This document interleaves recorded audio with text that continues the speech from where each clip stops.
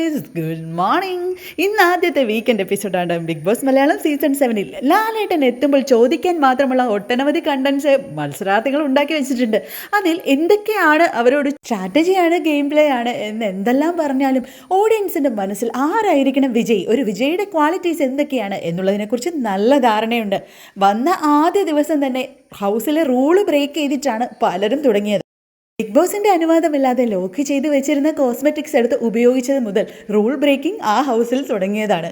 ഇതിനെക്കുറിച്ച് എന്തായാലും ലാലേട്ടൻ വീക്കെൻഡ് എപ്പിസോഡിൽ ചോദിക്കും.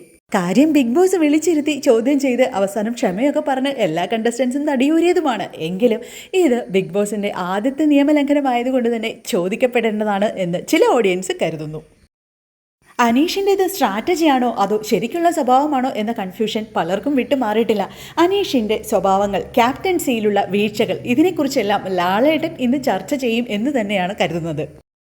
ഒരാളെ എലിമിനേറ്റ് ചെയ്യാൻ കിട്ടിയ സുവർണാവസരമായിരുന്നു കട്ടിൽ ടാസ്ക്. ഗ്രൂപ്പ് കളിയല്ല, അത് ഇൻഡിവിജ്വൽ കളിയാണ് എന്ന് തന്നെ ബിഗ് ബോസ് ഓർമ്മിപ്പിക്കാൻ സാധ്യതയുണ്ട്. ലാലേട്ടൻ ഈ ഒരു ടാസ്കിനെ കുറിച്ച് എടുത്തു ചോദിക്കാനും ചാൻസ് ഉണ്ട്. സഹായിക്കാനും ക്ഷമിക്കാനും നന്മ കാണിക്കാനും ഒക്കെയുള്ള മനസ്സ് വളരെ വലിയ കാര്യമാണ്. പക്ഷേ ബിഗ് ബോസ് കൊടുത്ത ടാസ്ക് അതായിരുന്നില്ല. കൂട്ടമായി നിന്ന് ഒരാളെ എലിമിനേറ്റ് ചെയ്യുക എന്നുള്ളതായിരുന്നു. 4 പേരും ലാലേട്ടൻ്റെ ചോദ്യങ്ങൾക്ക് മറുപടി പറയേണ്ടി വരും.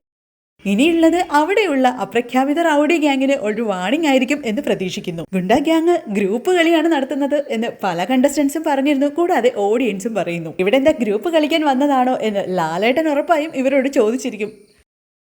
മാത്രമല്ല, അല്പം ഓവർ ഷോ കാണിക്കുന്ന അക്ബാനിക്കും അക്ബറിനും ആരിനുമൊക്കെ ഒരു കൊട്ട് കിട്ടുന്നത് നല്ലതാണ്. മുന്നോട്ടുള്ള യാത്രയിൽ അവർക്കിതെല്ലാം നിയന്ത്രിച്ച് കളിക്കാനായാൽ മികച്ച കണ്ടസ്റ്റൻസ് തന്നെയാണ് ഇവർ എന്നുള്ളതിന് യാതൊരു സംശയവുമില്ല.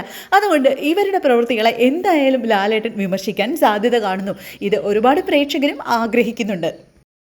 ബിഗ് ബോസ് ഷോ എന്ന് പറഞ്ഞു കഴിഞ്ഞാൽ കുറച്ച് അലറുക, കുറച്ച് ബഹളം വയ്ക്കുക, അടിപിടികൾ ഉണ്ടാക്കുക, ഇത് തന്നെയാണ് ഇത്തവണ വന്നിരിക്കുന്ന പല കണ്ടസ്റ്റൻസിൻ്റെയും വിചാരം എന്ന് തോന്നുന്നു. ആവശ്യമില്ലാത്ത കാര്യത്തിന് ഒച്ചയെടുക്കുക, ഓവർ ഷോ കാണിക്കുക, ഈഗോ കാണിക്കുക, ഇതൊന്നും ഈ ഷോയ്ക്ക് അഭികാമ്യമല്ല. അതുകൊണ്ട് തന്നെ ഈ ചോദ്യം വളരെ റെലവൻ്റ് ആയിരിക്കും. ലാലേട്ടൻ ചോദിക്കും എന്ന് തന്നെ നമുക്ക് പ്രതീക്ഷിക്കാം. ഓമന പേര് നൽകുന്ന മോർണിംഗ് ടാസ്കിൽ അക്ബർ രേണു സുധിയെ സെപ്റ്റിക് ടാങ്ക് എന്ന് വിളിച്ചത് വളരെ മോശമായി പോയി. അതിനെക്കുറിച്ച് എന്തായാലും ലാലേട്ടൻ ചോദിക്കും. ചിലപ്പോൾ അക്ബറിന് ഒരു ശിക്ഷ കിട്ടാനും സാധ്യതയുണ്ട്. ഈ വിഷയത്തിൽ അക്ബറിനോട് ഒരു പ്രേക്ഷകനും യോജിക്കുന്നില്ല. നോമിനേഷനെ കുറിച്ച് ഒരാളോടും വീണ്ടും ഒരു ചർച്ചയാവരുത് എന്നുള്ളത് ബിഗ് ബോസ് ആദ്യമേ തന്നെ പറഞ്ഞിരുന്നു. ഈ വിഷയത്തിൽ ബിൻസിയും നെവിനും ഷാനവാസും ഉപയോഗിച്ച ഭാഷയെക്കുറിച്ച് ലാലേട്ടൻ എന്തായാലും ചോദിച്ചിരിക്കുമെന്ന് പ്രതീക്ഷിക്കുന്നു. മത്സരാർത്ഥികളുടെ പ്രിയപ്പെട്ട വസ്തുക്കൾ ബിഗ് ബോസ് കർശനമായി പിടിച്ചു വെച്ചിരിക്കുകയാണല്ലോ. എന്നാൽ ജിസയിൽ മാത്രമിരുന്ന് കോസ്മെറ്റിക്സും വസ്ത്രങ്ങളും ഒക്കെ മാറി മാറി ഉപയോഗിക്കുന്നത് കണ്ടിരുന്നു. ഇതൊരു തരത്തിൽ പറഞ്ഞാൽ റൂൾ ബ്രേക്ക് തന്നെയാണ്. ഇതിനെക്കുറിച്ചും ലാലേട്ടൻ ചോദിക്കണം കേട്ടോ. ബിഗ് ബോസ് ഹൗസിൽ വന്നു കഴിഞ്ഞാൽ എല്ലാ കണ്ടസ്റ്റൻസും ഒരുപോലെ തന്നെയാണ്. പക്ഷേ പ്രായവ്യത്യാസത്തിൻ്റെ പേരിൽ റെന ഫാത്തിമയെ ഒരുപാട് അവഹേളിക്കുന്നതായി പലയിടങ്ങളിലും കാണാനിടയായി.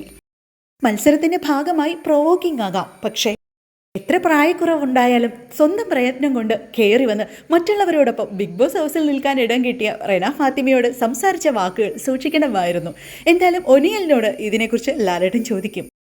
ആരിന്റെ ഭാഗത്തു നിന്ന് 1-2 സ്ത്രീ മത്സരാർത്ഥികൾക്ക് മോശമായിട്ടുള്ള പെരുമാറ്റം കിട്ടിയിട്ടുണ്ട്. കഴിഞ്ഞ ദിവസം അനുമോളെ റിംഗ് ഫിംഗർ കാണിച്ചത് ഇത്തരമൊരു ഷോയിൽ ഓഡിയൻസിന് അംഗീകരിക്കാൻ പറ്റാത്ത കാര്യം തന്നെയാണ്. കഴിഞ്ഞ ദിവസം ജയിലിൽ ആദ്യമായി ജയിൽ പുള്ളികളായി കിടന്നത് അനുമോളും അപ്പാനി ശരത്തുമായിരുന്നു. പക്ഷേ അവർ കിട്ടിയ അവസരം മുതലെടുത്ത് ജയിൽ ചാടാനുള്ള ശ്രമമൊക്കെ നടത്തി. അടുക്കള ഭാഗത്ത് ഒളിച്ചിരിക്കുകയും ചെയ്തു. പക്ഷെ ക്യാപ്റ്റനായ അനീഷ് 2 ആളെയും പൊക്കി തിരിച്ച് ജയിലിൽ കൊണ്ടിട്ടു.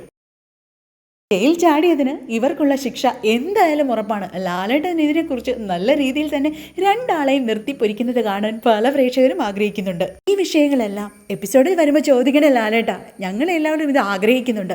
എന്തായാലും തിരുത്തേണ്ടവരെ തിരുത്തിയും പാടില്ലാത്തത് വിലക്കിയും തെറ്റ് ചെയ്തവർക്ക് ശിക്ഷ കൊടുത്തു ഈ വീക്കെൻഡ് എപ്പിസോഡ് ലാലേട്ടൻ കളറാക്കുമെന്ന് വിചാരിക്കുകയാണ്.